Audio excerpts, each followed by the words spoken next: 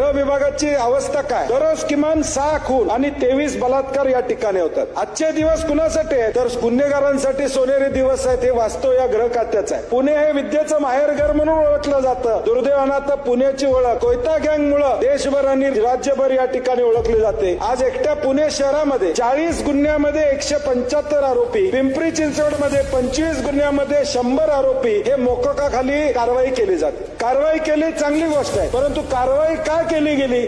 कायदा व सुव्यवस्था व्यवस्थित नाही हे याचं चित्र आहे. ज्यावेळी कारवाई होते याचा अर्थ मोका लावण्याची वेळ होते, त्यावेळी कायदा आणि सुव्यवस्था व्यवस्थित नाही, कायदा आणि सुव्यवस्था घसरलेला आहे हे यातून या ठिकाणी दिसून येते. ड्रग्सच्या मध्ये अडकलेला आरोपी एका पक्षामध्ये जातो आणि नगराध्यक्षाचा उमेदवार त्या ठिकाणी होतो. सरकार पुरस्कृत गुंडाराज हे या राज्यामध्ये या ठिकाणी चालू आहे. संतोष देशमुखांची हत्या असेल, संपदा मुंडेंची या ठिकाणी आत्महत्या असेल, गुंड निलेश गायवळ लंडनला जाण्याचा प्रकार असेल किंवा सोमनाथ सूर्यवंशी संदर्भामध्ये हायकोर्टानं निर्देश देऊन एसआयटी नेमण्याची वेळ असेल.